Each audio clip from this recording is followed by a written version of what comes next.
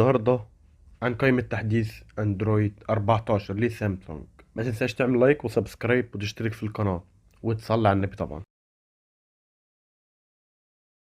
قبل ما تشتري طبعا اي تليفون من سامسونج او من اي تليفون لازم تعرف انت التليفون دوت هيفضل معاك قد ايه تحديثات وكده، عشان تاخد المميزات الجديدة اللي سامسونج بتنزلها او اي شركة تانية بتنزلها، وكمان بتضيف ان انت في تحديثات امان وكده والفيوتشر جديدة وكده.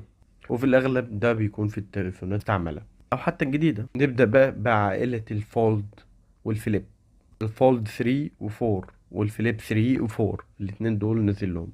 عائلة الاس طبعا، عائلة السلسلة بتاع الاس 23 كلها الالترا وكده، وعائلة الاس 22 برضو كلها، وعائلة الاس 21 والاف 21